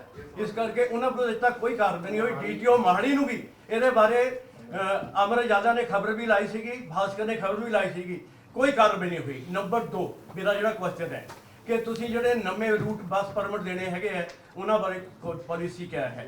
ਨੰਬਰ 3 ਜਿਹੜੇ ਬੰਦੇ ਹੁਣ ਰੋਡਵੇਜ਼ ਦੇ ਕੰਡਕਟਰ ਡਰਾਈਵਰ ਹੈਗੇ ਜਿਹੜੇ ਉਹ ਮਤਲਬ ਹੁਣ ਆਊਟਸੋਰਸਿੰਗ ਦੇ ਚੱਲ ਰਹੇ, ਕੰਟਰੈਕਟ ਤੇ ਚੱਲ ਰਹੇ ਹੈ, ਉਹਨਾਂ ਬਾਰੇ ਕੀ ਕਰ ਰਹੇ ਹੈ। ਨੰਬਰ 4 ਤੁਹਾਡੇ ਜਿਹੜੇ ਤੁਸੀਂ ਕਹਿੰਦੇ ਵੀ ਜੀਐਮ ਨੂੰ ਪਾਰਟਨਰ ਕਾਗਜ਼ਾਂ ਦਿੱਤੀਆਂ ਜੀਐਮ ਜਿਹੜੇ ਹੈਗੇ ਅੱਧੇ ਜੀਐਮ ਜਿਹੜੇ ਤੁਹਾਡੇ ਆਫਿਸ ਸੀਟਿੰਗ ਕਰ ਰਹੇ ਹੈ, ਕੋਈ ਉਹਨਾਂ ਨੂੰ ਅੱਗੇ ਨਹੀਂ, ਕੋਈ ਉਹਨਾਂ ਦੀ ਪ੍ਰਮੋਸ਼ਨ ਨਹੀਂ ਹੈ, ਕੋਈ ਨਵੇਂ ਨਹੀਂ ਰਹੇ ਹੈਗੇ। ਸੋ ਹੁਣ ਇੰਨਿਆਂ ਦਾ ਜਵਾਬ ਮੈਂ ਇਕੱਠਾ ਕਿਵੇਂ ਦੇਵਾਂਗਾ, ਇੱਕ ਦਾ ਪੁੱਛਦੇ ਮੈਂ ਦੇ ਦਿੰਦਾ। ਜਿਹੜੀ ਤੁਸੀਂ 50 ਰੁਪਏ ਵਾਲੀ ਗੱਲ ਕੀਤੀ ਹੈ 100% ਸਾਡੇ ਗੱਲ ਧਿਆਨ ਚ ਨਹੀਂ ਸੀ, ਅਸੀਂ ਇਹਦੇ ਤੇ ਕਰਕੇ ਤੁਹਾਨੂੰ ਕਾਰਵਾਈ ਜੋ ਚੰਡੀਗੜ੍ਹ ਦੀ ਪਲੇਟ ਵਾਲਾ ਵੀ ਦੱਸ ਦਿਆਂ। ਜਿਹੜੀ ਚੰਡੀਗੜ੍ਹ ਪਲੇਟ ਵਾਲੀ ਚੰਡੀਗੜ੍ਹ ਜਿਹੜੀ ਪਲੇਟ ਵਾਲੀ ਗੱਲ ਹੈ, ਤੁਸੀਂ 258 ਅਸੀਂ ਬੱਸਸ ਬੰਦ ਕੀਤੀਆਂ ਹੈ, ਹੋ ਸਕਦਾ ਉਹਦੇ ਚ ਵੀ, ਬਟ ਕੋਈ ਗੱਲ ਨਹੀਂ। ਤੁਸੀਂ ਸਰ ਮੋਡਸ ਆਪਰੇਟਿੰਗ ਹੈ ਕਿ ਉਹ ਮੋਹਾਲੀ ਤੱਕ ਬੱਸ ਚ ਲੈ ਕੇ ਆਉਂਦੇ, ਉੱਥੋਂ ਦੀ ਫਿਰ ਉਹਨਾਂ ਦੀ ਕੈਬ ਜਾਂਦੀ ਹੈ, ਉਹ ਚੰਡੀਗੜ੍ਹ ਮੈਂ ਸਮਝ ਗਿਆ ਬਿਲਕੁਲ। ਉਹਨਾਂ ਨੂੰ ਤੁਹਾਨੂੰ ਦਿਖੂਗਾ ਕਿ ਇੱਕ ਅੱਧੇ ਦਿਨ 'ਚ ਹੀ ਉਹਨਾਂ ਤੇ ਕਾਰਵਾਈ ਹੁੰਦੀ ਤੁਹਾਨੂੰ ਨਜ਼ਰ ਆਏਗੀ ਔਰ ਤੁਹਾਨੂੰ ਤੁਸੀਂ ਆਪ ਕਹੋਗੇ ਕਿ ਹੋ ਗਈ ਹੈ। ਰੈਗੂਲਰ ਹੋਏਗੀ ਜਾਂ ਆਊਟਸੋਰਸ ਹੋਏਗੀ ਨਾ ਡਰਾਈਵਰ ਰੱਖ ਰਹੇ ਹੋ? ਸਭ ਅਸੀਂ ਆਊਟਸੋਰਸ ਵਾਸਤੇ ਗੱਲ ਮੁੱਖ ਮੰਤਰੀ ਸਾਹਿਬ ਨੂੰ ਕਹੀ ਸੀ, ਲੇਕਿਨ ਮੁੱਖ ਮੰਤਰੀ ਸਾਹਿਬ ਨੇ ਨਾਲ ਇਹ ਵੀ ਕਿਹਾ ਕਿ ਇਹਨਾਂ तमाम ਲੋਕਾਂ ਨੂੰ ਕੰਟਰੈਕਟ ਬੇਸਿਸ ਤੇ ਰੱਖ ਲਿਆ ਜਾਏ, ਲੇਕਿਨ ਹਜੇ ਫਾਈਨਲ ਡਿਸੀਜਨ ਇਹਦੇ ਤੇ ਕੋਈ ਹੋਇਆ ਨਹੀਂ, ਬਣ ਨਹੀਂ ਪਾਇਆ। ਕਰਦਾ ਮੁੱਖ ਮੰਤਰੀ ਜਿਹਦੇ ਅੱਗੇ ਇਹਨੂੰ ਕੋਈ ਵੀ ਆਊਟਸੋਰਸ ਤੇ ਭਰਤੀ ਨਹੀਂ ਹੋਈ। ਮੈਂ ਉਹੀ ਕਹਿ ਰਿਹਾ, ਮੇਰੀ ਸੁਣੋ ਗੱਲ। ਸਾਡੀ ਜਿਹੜੀ ਮੀਟਿੰਗ ਹੋਈ ਸੀ ਅੱਜ ਤੋਂ 7-8 ਦਿਨ ਪਹਿਲਾਂ ਹੋਈ ਸੀ, ਉਸ ਦਿਨ ਉਹਨਾਂ ਨੇ ਇਹ ਗੱਲ ਕਹੀ ਸੀ, ਉਸ ਦਿਨ ਉਹਨਾਂ ਨੇ ਅਸੀਂ ਆਊਟਸੋਰਸ ਦੀ ਗੱਲ ਕੀਤੀ ਸੀ, ਉਹਨਾਂ ਨੇ ਸਾਨੂੰ ਕਿਹਾ ਸੀ ਯਾਰ ਛੱਡੋ ਇਹ ਆਊਟਸੋਰਸ ਦਾ ਕੰਮ, ਜਦੋਂ ਲਾਉਣੇ ਹੈ ਤੇ ਫਿਰ ਕੰਟਰੈਕਟ ਬੇਸਿਸ ਤੇ ਲਾਓ। ਸੋ ਅਸੀਂ ਇਹਦੇ ਬਾਰੇ ਜਿਹੜਾ ਫਾਈਨਲ ਚਾਹ ਰਹੇ 1-2 ਦਿਨਾਂ ਦੇ ਵਿੱਚ ਹੋ ਜਾਏਗਾ। ਜੋ ਮੁੱਖ ਮੰਤਰੀ ਸਾਹਿਬ ਨੇ ਕਿਹਾ ਉਦਾਂ ਹੀ ਹੋਏਗਾ। ਉਹਨਾਂ ਦਾ ਜੋ ਉਹਨਾਂ ਨੇ ਕਿਹਾ ਕਿ ਆਊਟਸੋਰਸ ਨਹੀਂ ਕੰਟਰੈਕਟ ਹੀ ਰੱਖੇਗਾ। ਮਾਫੀਆ ਤੇ ਕੰਟਰੋਲ ਕੀਤਾ ਹੈ, ਪਰ ਮਾਫੀਆ ਬਿਨਾਂ ਅਫਸਰਸ਼ਾਹੀ ਤੋਂ ਨਹੀਂ ਚੱਲ ਸਕਦਾ। ਤੁਸੀਂ ਹਜੇ ਤੱਕ ਇੱਕ ਵੀ ਅਫਸਰ ਦਾ ਨਾਮ ਨਹੀਂ ਦੱਸਿਆ ਜਿਸ ਨੂੰ ਤੁਸੀਂ ਸਸਪੈਂਡ ਕੀਤਾ ਹੋਵੇ ਜਾਂ ਜਿਸ ਦੇ ਖਿਲਾਫ ਕਾਰਵਾਈ ਕੀਤੀ ਹੋਵੇ। ਮੈਂ ਤੁਹਾਨੂੰ ਇਹ ਮੈਂ ਬੇਨਤੀ ਕਰਨੀ ਚਾਹੁੰਦਾ ਹਾਂ ਕਿ ਲੈਟ ਮੀ ਚੈੱਕ ਕਿ ਕੀ ਹੋ ਰਿਹਾ। It's a matter of inquiry. ਮੈਂ 15 ਦਿਨਾਂ ਦੇ ਵਿੱਚ ਕੋਈ ਜਾਦੂਗਰ ਤਾਂ ਨਹੀਂ ਹੈ ਕਿ ਮੈਨੂੰ ਪਤਾ ਲੱਗੇ ਵੀ ਫਲਾਂ ਆਫੀਸਰ ਨੇ ਕੀ ਕੀਤਾ ਹੈ, ਪਰ ਬਿਲਕੁਲ 100% ਜਿਨ੍ਹਾਂ ਆਫੀਸਰ ਸਾਹਿਬਾਂ ਨੇ ਕੋਤਾਹੀ ਕੀਤੀ ਹੈ ਰੈਵਨਿਊ ਦੇ ਅੰਦਰ ਤੇ ਇਸ ਤਰ੍ਹਾਂ ਦੇ ਮਾਫੀਆ ਨੂੰ ਬੜਾਵਾ ਦੇਣ ਦੀ, ਉਹਨਾਂ ਤੇ 100% ਕਾਰਵਾਈ ਹੁੰਦੀ ਨਜ਼ਰ ਆਏਗੀ। ਰਾਜਾ ਜੀ 258 ਬੱਸਾਂ ਤੁਸੀਂ ਫੜੀਆਂ, ਤੁਸੀਂ ਮਾਫੀ ਮੰਗੀ 4.5 ਸਾਲ ਦੀ, ਤੁਹਾਨੂੰ ਲੱਗਦਾ ਕਿ ਤੁਹਾਡੇ ਤੋਂ ਪਹਿਲੇ 2 ਮਿਨਿਸਟਰ ਰਹੇ ਨੇ, ਕਿ ਉਹਨਾਂ ਨੂੰ ਮਾਫੀ ਮੰਗੀ ਸੀ ਜੇ ਉਹਨਾਂ ਨੇ ਕੋਈ ਕਾਰਵਾਈ ਨਹੀਂ ਕੀਤੀ? ਮੈਂ ਉਹਨਾਂ ਮਿਨਿਸਟਰ ਦੀ ਕਿਉਂਕਿ ਪਤਾ ਨਹੀਂ ਉਹਨਾਂ ਮਿਨਿਸਟਰ ਦੇ ਵਿਚਾਰਿਆਂ ਦੇ ਕੀ ਹੱਥ ਬੰਦੇ ਸਨ, ਉਹਨਾਂ ਤੋਂ ਮੈਂ ਦੱਸਦਾ ਕਿ ਸਾਡੇ ਜੇ ਚੀਫ ਮਿਨਿਸਟਰ ਕੰਪਰੋਮਾਈਜ਼ਿੰਗ ਚੀਫ ਮਿਨਿਸਟਰ ਹੋ ਜਾਣ ਤਾਂ ਫਿਰ ਉਹ ਕੀ ਕਰ ਸਕਦੇ ਨੇ। ਲੇਕਿਨ ਇਹਦੇ ਨਾਲ ਮੈਂ ਸਮਝਦਾ ਕਿ ਚੰਨੀ ਸਾਹਿਬ ਦਾ ਸਾਨੂੰ ਬੜਾ ਵੱਡਾ ਸਹਿਯੋਗ ਮਿਲਿਆ, ਜਿਨ੍ਹਾਂ ਨੇ ਕਿਹਾ ਕਿ ਮਾਫੀਆ ਖਤਮ ਕਰਨਾ ਹੈ तो ਅਸੀਂ ਖਤਮ ਕਰ ਰਹੇ ਹਾਂ। ਮੈਂ ਉਹਨਾਂ ਬਾਰੇ ਮਾਫੀਓ ਮੰਗਣੀ ਹੈ ਨਹੀਂ ਮੰਗਣੀ ਉਹ ਉਹਨਾਂ ਨੇ ਦੇਖਣਾ ਕਿ ਉਹਨਾਂ ਨੇ ਕੀ ਕਰਨਾ। ਕਲੀਨ ਚਿੱਟ ਦੇ ਰਹੇ ਦੋਨੇ ਮਿਨਿਸਟਰ ਨੂੰ। Of course। ਵੱਡਾ ਸਵਾਲ ਇਹ ਹੈ ਕਿ ਤੁਸੀਂ ਦਾਅਵਾ ਕੀਤਾ ਸੀ ਕਿ ਟਰਾਂਸਪੋਰਟ ਮਾਫੀਆ ਖਤਮ ਕਰਨਾ, ਤੁਸੀਂ ਇੱਕ ਦਿਨਾਂ ਦਾ ਵੇਰਵਾ ਦਿੱਤਾ ਆਪਣਾ ਸਾਰਾ, ਤਾਂ ਲੱਗਦਾ ਕਿ ਦਿਲ ਤੇ ਹੱਥ ਰੱਖ ਕੇ ਕਹਿ ਸਕਦੇ ਕਿ ਮਾਫੀਆ ਖਤਮ ਹੋ ਗਿਆ ਜਾਂ ਉਸ ਰਾਹ ਨੂੰ ਪੈ ਗਿਆ? ਕੋਈ ਵੀ ਕਦਮ ਕੋਈ ਵੀ ਚੀਜ਼ ਸਮਾਪਤ ਕਰਨ ਵੇਲੇ ਅਗਰ ਮੇਰਾ ਖਿਆਲ ਤੁਸੀਂ ਘਰ ਨੂੰ ਰੰਗ ਰੋਗਨ ਵੀ ਕਰੋ ਤਾਂ ਤੁਹਾਨੂੰ ਮੇਰੇ ਖਿਆਲ ਮਹੀਨਾ ਕੁ ਲੱਗ ਜਾਂਦਾ ਹੈ। ਸੋ ਇਟਸ ਅ ਸ਼ੁਰੂਆਤ, ਸਟਾਰਟਿੰਗ ਹੋਈ ਹੈ। 100% ਮਾਫੀਆ ਖਤਮ ਦੀ ਗੱਲ ਨਹੀਂ ਮੈਂ ਕੀਤੀ ਤੁਹਾਨੂੰ, ਮੈਂ ਕਿਹਾ ਮਾਫੀਆ ਦਾ ਅੰਤ ਹੋਣਾ ਸ਼ੁਰੂ ਹੋ ਗਿਆ ਹੈ। ਇਸੇ ਕਾਰਨ ਕਰਕੇ ਰੈਵਨਿਊ ਦੇ ਵਿੱਚ ਵਾਧਾ ਹੋਇਆ ਹੈ, ਇਸੇ ਕਰਕੇ ਜਿਹੜੇ ਟਰਾਂਸਪੋਰਟਰਸ ਆ ਉਹ ਭੱਜੇ ਫਿਰਦੇ ਆ। ਹਜੇ ਤਾਂ ਸਾਡੇ ਹੋਰ ਬੜੇ ਕੰਮ ਕਰਨ ਵਾਲੇ ਆ, ਤੁਸੀਂ ਦੇਖੋਗੇ ਕਿ ਜਦੋਂ ਅਸੀਂ ਉਹ ਕੰਮ ਕਰ ਲਾਂਗੇ ਜਿਹੜੇ ਹੋਰ ਕਰਨੇ ਆ ਅਗਲੇ 21 ਦਿਨਾਂ ਬਾਅਦ ਤੁਹਾਨੂੰ ਫਿਰ ਅਸੀਂ ਪ੍ਰੈਸ ਕਾਨਫਰੰਸ ਦੇ ਰਾਹੀਂ ਦੱਸਾਂਗੇ ਤੇ ਤੁਸੀਂ ਆਪ ਕਹੋਗੇ ਕਿ ਬਿਲਕੁਲ ਟਰਾਂਸਪੋਰਟ ਮਾਫੀਆ, ਔਰ ਪਬਲਿਕ ਕਹੇਗੀ ਜਿੰਨਾ ਚਿਕਰ ਹਰ ਵਿਅਕਤੀ ਬੱਸ ਤੇ ਚੜਨ ਵਾਲਾ ਤੇ ਟਰਾਂਸਪੋਰਟਰ ਇਹ ਗੱਲ ਨਹੀਂ ਕਹੇਗਾ ਕਿ ਮਾਫੀਆ ਦਾ ਖਤਮ ਹੋ ਗਿਆ ਹੈ, ਉਹਨਾਂ ਚਿਕਰ ਮੈਂ ਮੰਨਾਂਗਾ ਨਹੀਂ ਕਿ ਮਾਫੀਆ ਖਤਮ ਹੋ ਗਿਆ। ਔਰ ਇਹ ਗੱਲ ਬਿਲਕੁਲ ਸਮਾਂ ਬੜਾ ਸਾਡੇ ਕੋਲ ਘੱਟ ਹੈ, ਬੜਾ ਘੱਟ ਹੈ, ਲੇਕਿਨ ਮੈਂ ਤੁਹਾਨੂੰ ਦਾਅਵੇ ਨਾਲ ਕਹਿ ਸਕਦਾ ਕਿ ਆਉਣ ਵਾਲੇ ਹੋਰ 20-25 ਦਿਨਾਂ ਤੱਕ ਲੋਕ ਇਹ ਗੱਲ ਕਹਿਣਗੇ ਕਿ ਮੁਕੰਮਲ ਮਾਫੀਆ ਤੇ ਨੱਥ ਪਾ ਲਈ ਗਈ। कैलाश यार मेरा आप विधानसभा में भी टाइम टेबल को लेकर के बहुत ज्यादा बोलते रहे। जब रजिया सुल्ताना वहां पे बैठती थी आप ये कहते थे कि टाइम टेबल नहीं बना है। आपने 22 दिन का अपना वो किया, लेकिन एक बार भी आपने टाइम टेबल को लेकर के कोई जिक्र नहीं किया। ये टाइम टेबल कब तक बन जाएगा या कब तक सुधार होगा? कैलाश जी, बहुत सी टेक्निकल हिचेस थी जो हमने दूर कर ली है क्योंकि टाइम टेबल बनाना, फिर लोग कोर्ट चले जाते हैं, बहुत से लोग कोर्ट गए। हम नहीं चाहते कि कोई भी किसी के साथ भी कोई किसी प्रकार का अन्याय हो। हम चाहते हैं चाहे कोई प्राइवेट प्लेयर्स हैं चाहे कोई सरकारी हैं, सबको उसमें टाइम टेबल में जगह मिले और एक जैसी मिले। ऐसा नहीं हो कि जैसे माफिया के 10 मिनट और किसी के 2 मिनट, कोई छोटा ऑपरेटर है तो उसके 1.5 मिनट और बड़ा ऑपरेटर है तो उसके 7 मिनट। बिल्कुल उसके ऊपर हम पूरन काम कर रहे हैं। आने वाले दिनों में जब मैं प्रेस कॉन्फ्रेंस करूंगा तो तब ये प्राप्ति भी गिनाऊंगा। मेरे को उम्मीद है कि टाइम टेबल बन चुका है।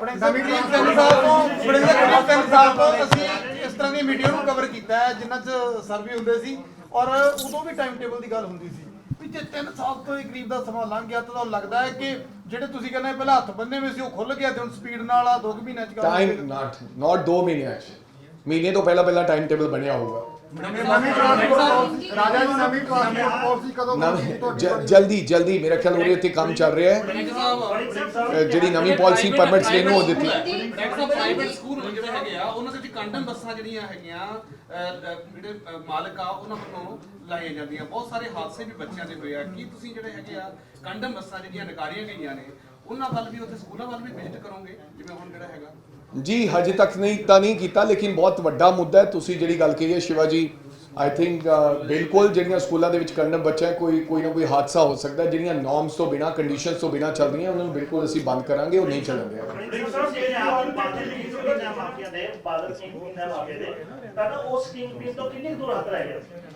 किंग पिन मेरा ख्याल हुण तक तो दूर ही सीगा, लेकिन हुण बड़ा नेड़े है। ਹੁਣ ਬੜਾ ਨੇੜੇ ਹੈ। ਤੁਸੀਂ ਕਿੰਗ ਪਿਨ, ਮੇਰਾ ਮਤਲਬ ਇਹ ਨਹੀਂਗਾ ਕਿ ਬਾਦਲ ਸਾਹਿਬ ਨੂੰ ਫੜ ਕੇ ਅੰਦਰ ਦੇਣਾ ਹੈ।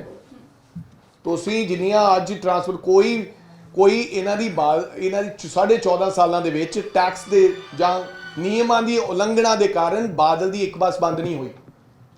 ਕਿਸੇ ਬੰਦੇ ਨੇ ਜ਼ਰੂਰਤ ਨਹੀਂ ਕੀਤੀ ਕਿ ਉਹਨਾਂ ਦੀ ਬੱਸ ਨੂੰ ਹੱਥ ਲਾਉਣ।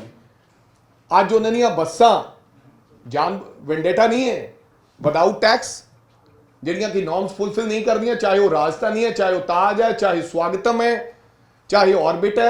और ਤੁਹਾਨੂੰ ਇਹ ਦੱਸਣਾ ਚਾਹੁੰਦਾ ਕਿ ਹੁਣ ਲੋਕ ਇਹ ਸ਼ਰਮ ਮਹਿਸੂਸ ਕਰਨ ਲੱਗ ਪਏ ਹੈ ਕਿ ਆਪਦੀਆਂ ਬੱਸਾਂ ਦੇ ਪਿੱਛੇ ਉਹਨਾਂ ਨੇ ਰੰਗ ਪੇਂਟ ਕਰ ਦਿੱਤਾ ਕਿ ਇਹ ऑर्बिट ਐਵੀਏਸ਼ਨ ਨਹੀਂ ਹੈ। ਪਰ ਜਦੋਂ ਉਹ ਪਤਾ ਲੱਗਦਾ ਉਹਦੀ ਕਾਪੀ ਕਾਗਜ਼ ਤੋਂ ਤਾਂ ਪਤਾ ਲੱਗਦਾ ਕਿ ऑर्बिट ਵਾਲਿਆਂ ਦੀ ਹੈ, ਡੱਬ ਵਾਲੀ ਦੀ।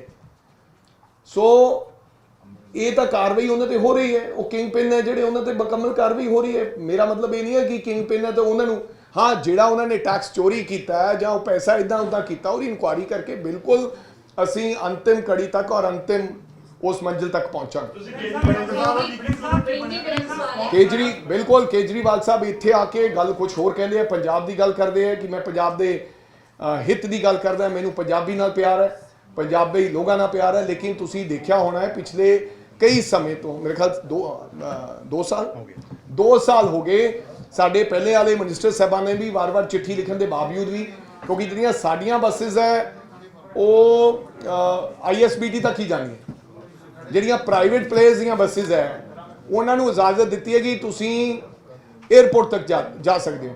ਇਸੇ ਕਰਕੇ ਸਾਨੂੰ ਰੈਵਨਿਊ ਲਾਸ ਵੀ ਹੋ ਰਿਹਾ, ਕਿਉਂਕਿ ਜਿਹੜਾ 에ਅਰਪੋਰਟ ਤੇ ਜਾਣ ਵਾਲਾ ਵਿਅਕਤੀ ਉਹ ISBT ਉਤਰ ਕੇ ਫਿਰ ਦੁਬਾਰਾ ਬੱਸ ਕਿਉਂ ਲਏਗਾ। ਸੋ ਵਾਰ-ਵਾਰ ਚਿੱਠੀ ਲਿਖਣ ਦੇ ਬਾਵਜੂਦ ਵੀ ਟਾਈਮ ਨਹੀਂ ਦਿੱਤਾ ਜਾ ਰਿਹਾ। ਮੈਂ ਹੁਣ ਫਿਰ ਚਿੱਠੀ ਲਿਖੀ ਸੀ ਉਹਨਾਂ ਨੂੰ, ਲੇਕਿਨ ਕੋਈ ਜਵਾਬ ਨਹੀਂ ਆਇਆ। 2 ਵਾਰੀ ਟਵੀਟ ਵੀ ਕਰ ਚੁੱਕੇ ਹਾਂ, ਅਸੀਂ ਭੇਜ ਵੀ ਚੁੱਕੇ ਹਾਂ ਆਪਦੀ ਲੈਟਰ, ਡੀਓ ਲੈਟਰ। ਸੋ ਦੇਖਦੇ ਹਾਂ, ਬਟ ਉਹਨਾਂ ਨੂੰ ਮਿਲਣ ਦਾ ਸਮਾਂ ਮੰਗ ਰਹੇ ਹੈ, ਬਟ ਬੱਸ ਤਾਂ ਉਹਨਾਂ ਨੂੰ ਚਲਾਉਣੀ ਪਏਗੀ, ਬੱਸ ਚਲਾਉਣੀ ਪਏਗੀ। ਮੇਰਾ ਇੱਕ ਸਵਾਲ ਹੈ ਜੀ, ਜਿਸ ਤਰੀਕੇ ਨਾਲ ਤੁਸੀਂ ਕਰ ਚੁੱਕੇ ਹੋ ਸਵਾਲ।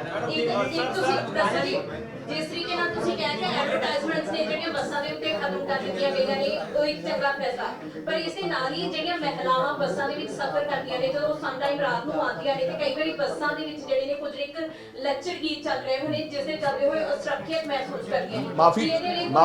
ਮਾਫੀ ਚਾਹੁੰਦਾ ਮੈਂ ਤੁਹਾਨੂੰ ਦੱਸ ਨਹੀਂ ਸਕਿਆ, ਲੇਕਿਨ 2 ਦਿਨ ਪਹਿਲਾਂ ਹੀ ਸ਼ਿਵਾ ਪ੍ਰਸਾਦ ਜੀ ਨੇ ਥੱਲੇ ਇੰਸਟਰਕਸ਼ਨ ਦੇ ਦਿੱਤੀਆਂ ਗਈਆਂ ਹੈ ਕਿ ਕਿਸੇ ਵੀ ਪ੍ਰਕਾਰ ਦਾ ਕੋਈ ਲੱਚਰ ਗੀਤ ਉਹ ਬੱਸਿਸ ਦੇ ਵਿੱਚ, ਸਾਡੀਆਂ ਬੱਸਿਸ ਦੇ ਵਿੱਚ ਨਹੀਂ ਚੱਲੇਗਾ। ਵੜਿੰਗ ਸਾਹਿਬ, ਇਹਦੇ ਨਾਲ ਹੀ ਜੁੜਿਆ ਸਵਾਲ ਜਿੱਦਾਂ ਮੈਡਮ ਨੇ ਕੀਤਾ, ਹਾਂਜੀ ਟਰਾਂਸਪੋਰਟ ਮਿਨਿਸਟਰ ਦਿੱਲੀ ਨੂੰ ਚਿੱਠੀ ਨਹੀਂ ਜੀ, ਮੁੱਖ ਮੰਤਰੀ ਸਾਹਿਬ ਨੂੰ ਚਿੱਠੀ ਲਿਖਦੀ ਹੈ। ਮੇਰਾ ਖਿਆਲ ਜਦੋਂ ਮੁੱਖ ਮੰਤਰੀ ਦੇ ਸਾਰਾ ਕੁਝ ਉਹਨਾਂ ਦੇ ਨਾਲ ਹੀ ਆ ਜਾਂਦਾ ਹੈ। ਚੀਫ ਮਿਨਿਸਟਰ ਮੈਡਮ ਨੇ ਸਵਾਲ ਕੀਤਾ ਸੀ ਕਿ ਬੱਸ ਅੱਡੇ ਆ ਤੇ ਦੂਰ ਵਾਸ਼ਰੂਮ ਵਗੈਰਾ ਹੈਗੇ ਨੇ, ਪਰ ਬੱਸ ਸਟੈਂਡ ਤੇ ਬਹੁਤ ਘੱਟ ਨੇ, ਬਹੁਤ ਸਾਰੀਆਂ ਮਹਿਲਾਵਾਂ ਨੂੰ ਉੱਥੇ ਤੰਗੀ ਹੁੰਦੀ ਹੈ। ਸਰ 400 ਕਰੋੜ ਰੁਪਏ ਜਿਹੜਾ ਹੁਣ ਲਾ ਰਹੇ ਹੈ, ਉਹਦੇ ਵਿੱਚ ਮੇਨ ਏਜੰਡਾ ਇਹ ਵੀ ਹੈਗਾ 400 ਕਰੋੜ ਰੁਪਏ ਜਿਹੜਾ ਲਾ ਰਹੇ ਹੈ ਕਿ ਬਿਲਕੁਲ ਤੁਸੀਂ ਦੇਖੋਗੇ ਕਿ ਵਾਸ਼ਰੂਮਸ ਵਗੈਰਾ ਮੈਂ ਆਪ ਵਿਜ਼ਿਟ ਕਰ ਰਹੇ ਹਾਂ, ਔਰ ਜਿੱਥੇ ਜਿੱਥੇ ਦਿੱਕਤ ਹੈਗੀਆਂ ਉੱਥੇ ਅਸੀਂ ਮਿਊਨਿਸਪਲ ਕਮੇਟੀ, ਈਵਨ ਪਟਿਆਲਾ ਸੀ ਮੇਅਰਸ ਦੀ ਡਿਊਟੀ ਲਾਈ ਹੈ, ਅੰਮ੍ਰਿਤਸਰ ਲਾਈ ਹੈ, ਉਹਨਾਂ ਨੂੰ ਅਸੀਂ ਜਲਦ ਪੂਰਾ ਕਰ ਦਿਆਂਗੇ, ਜਿਹੜਾ ਅਸੀਂ 5-7 ਦਿਨਾਂ 'ਚ ਟੈਂਡਰ ਲਾ ਦਿਆਂਗੇ ਤੇ ਉਹ ਸਾਰਾ ਕੁਝ ਹੋਏਗਾ ਜਿਹੜਾ ਤੁਸੀਂ ਕਹਿ ਰਹੇ ਹੋ ਵਾਸ਼ਰੂਮਸ ਵਗੈਰਾ। ਕੇਜਰੀਵਾਲ ਸਾਹਿਬ ਦੀ ਗੱਲ ਕੀਤੀ। ਦਰਬਾਰ ਸਾਹਿਬ ਅੰਮ੍ਰਿਤਸਰ ਇੱਕ ਅਜਿਹਾ ਬੱਸ ਸਟੈਂਡ ਹੈ ਜਿੱਥੇ ਬਹੁਤ ਸੈਲਾਨੀ ਵੀ ਆਉਂਦੇ ਨੇ, ਪੰਜਾਬ ਦੇ ਲੋਕ, ਇੰਟਰਨੈਸ਼ਨਲ ਲੈਵਲ ਦੇ ਉੱਤੇ ਲੋਕ ਆਉਂਦੇ ਨੇ। ਖਾਸ ਕੁਝ ਦਰਬਾਰ ਸਾਹਿਬ ਜਿਹੜਾ ਅੰਮ੍ਰਿਤਸਰ ਜਿਹੜਾ ਹੈਗਾ ਉੱਥੇ ਬੱਸ ਸਟੈਂਡ ਦੇ ਲਈ ਕੀ ਕੁਝ ਖਾਸ ਤੁਸੀਂ ਸੋਚਿਆ ਉਹਦੇ ਬਾਰੇ? ਸੋ ਬੱਸ ਸਟੈਂਡ ਦਾ ਅਸੀਂ ਜੀ ਕੁਝ ਨਵੀਨੀਕਰਨ ਕਰ ਰਹੇ ਹਾਂ, ਉਹਦੀ ਵਰਕਸ਼ਾਪ ਵਗੈਰਾ ਅਸੀਂ 21 ਕਰੋੜ ਰੁਪਏ ਰੱਖੇ। ਸੋ ਬਿਲਕੁਲ ਉਹਨੂੰ ਜਾ ਕੇ ਵੀ ਹੈ, ਜਿਹੜੀਆਂ ਉਹਦੇ 'ਚ ਕਮੀਆਂ ਉਹਦੇ 'ਚ ਦੂਰ ਕਰ ਰਹੇ ਹਾਂ। ਇਹੀ ਸਾਡੇ ਜਿਹੜਾ 400 ਕਰੋੜ ਰੁਪਏ ਦੇ ਰਾਹੀਂ ਉਹਨੂੰ ਠੀਕ ਕਰ ਰਹੇ ਹਾਂ। ਵੜਿੰਗ ਸਾਹਿਬ, ਕੇਜਰੀਵਾਲ ਦੀ ਗੱਲ ਕੀਤੀ ਤੁਸੀਂ, ਤੁਹਾਡੀ ਸਰਕਾਰ ਦਾ ਤੁਹਾਡੇ 21 ਦਿਨਾਂ ਦਾ ਜਿਹੜਾ ਇਸ ਵੇਲੇ ਸਿੱਧੇ ਤੌਰ ਤੇ ਮੁਲਾਂਕਣ ਜਿਹੜਾ ਤੁਸੀਂ ਕਰ ਰਹੇ ਹੋ, ਉਹ 49 ਦਿਨ ਦੀ ਸਰਕਾਰ ਨਾਲ ਹੁਣ ਲੱਗ ਪਿਆ ਵੀ ਕੇਜਰੀਵਾਲ ਦੀ 49 ਦਿਨ ਦੀ ਸਰਕਾਰ ਬਣੀ ਸੀ ਤਾਂ ਉਹ ਤੀਜੀ ਵਾਰ ਮੁੱਖ ਮੰਤਰੀ ਬਣ ਗਏ। ਤੁਸੀਂ ਲੱਗਦਾ ਕਿ ਤੁਹਾਨੂੰ 21 ਦਿਨਾਂ ਦੇ ਵਿੱਚ ਉਨੇ ਕੰਮ ਕਰ ਲਈ ਜਾਂ ਆਉਣ ਵਾਲੇ ਦਿਨਾਂ ਵਿੱਚ ਉਨੇ ਕੰਮ ਕਰ ਲਓਗੇ ਕਿ ਦੁਬਾਰਾ ਸਰਕਾਰ ਤੁਹਾਡੀ ਬਣ ਜਾਏ? ਦੇਖੋ ਜੀ, ਕੰਮ ਹਮੇਸ਼ਾ ਜੇ ਤੁਸੀਂ ਆਖੋਗੇ ਕਿ ਸਾਰੇ ਹੋ ਗਏ ਤਾਂ ਫਿਰ ਮੈਨੂੰ ਲੱਗਦਾ ਕਿ ਇਹ ਸਹੀ ਗੱਲ ਨਹੀਂ ਹੋਏਗੀ। ਬੜੇ ਕੰਮ ਅਧੂਰੇ ਵੀ ਹੈ, ਲੇਕਿਨ ਸਾਨੂੰ ਲੋੜ ਹੈ ਕਿ ਅਸੀਂ ਬੜੀ ਤੇਜ਼ੀ ਨਾਲ ਲੱਗੇ ਹੋਏ ਹਾਂ। ਸਮਾਂ ਬੜਾ ਘੱਟ ਹੈ, ਲੇਕਿਨ ਸਾਨੂੰ ਉਮੀਦ ਹੈ ਕਿ तमाम ਉਹ ਗੱਲਾਂ ਅਸੀਂ ਜਿਹੜੀਆਂ ਦੀ ਲੋਕਾਂ ਦੀ ਉਮੀਦ ਹੈ ਸਾਡੇ ਤੋਂ, ਉਹ ਅਸੀਂ ਪੂਰੀਆਂ ਕਰ ਲਵਾਂਗੇ। मैडम जी, मेरा सवाल पंजाब की राजनीति को लेकर है, जो कैप्टन अमरिंदर सिंह द्वारा नई पार्टी बनाने का ऐलान किया गया है और कहा गया है जो 1 साल से किसान अपने अस्तित्व की लड़ाई लड़ रहे हैं उनको भी जल्दी उनके लिए काम किया जाएगा। क्या ये पंजाब सरकार की तरफ निशाना है कि वो विफल रही है उनको उनके हक दिलाने के लिए? ये अमरिंदर सिंह कह रहे हैं जी, उनके जो मीडिया सलाहकार है उन्होंने ट्वीट करके कहा है तो मीडिया सलाहकार भी अमरिंदर सिंह ही कह रहे हैं, मतलब सर उनके द्वारा हाँ, it's one and the same thing. लेकिन मुख्यमंत्री होकर अगर आप काम नहीं करवा पाए, आपका फर्ज बनता था, आपका कर्तव्य बनता था कि being a chief minister of Punjab, आज अमित शाह के साथ या मोदी जी के साथ ऐसी क्या सांठगांठ होगी कि आज वो तैयार हो गए कि हम किसानों के मुद्दे हल कर देंगे? जब 4.5 साल अब मुख्यमंत्री रहे तब आपने हाथ खड़े कर दिए कि वो मान नहीं रहे। इसका मतलब मैंने पहले ही कह चुका हूं कि ये कॉम्प्रोमाइज, जो वर्ड मैंने कहा है कॉम्प्रोमाइज मुख्यमंत्री, ये पहले ही कहीं ना कहीं बात हो चुकी थी कि 5 साल हम पूरे करेंगे तब मैं आपसे बातचीत करूंगा, नई पार्टी घोषित करेंगे और आप ये किसानी मुद्दों को हल करना। और मैं कहूंगा कि मैं बहुत बड़ा किसानों के लिए मसीहा हूं, लेकिन किसान जानते हैं कि 6.5-7 महीनों पे से वो बॉर्डर पे बैठे हैं, 650 के करीब लोगों की जान जा चुकी है। अब ऐसा कुछ करने से कोई फायदा नहीं है, ये उनका हक है। और मैं समझता हूं कहीं ना कहीं अमरिंदर सिंह जी अगर ये बात कह रहे हैं तो जनता ये भी उनसे पूछना चाहती है कि आज मसले हल की बात क्यों कर रहे हैं? आपने 4.5 साल हमारी बातचीत क्यों नहीं की?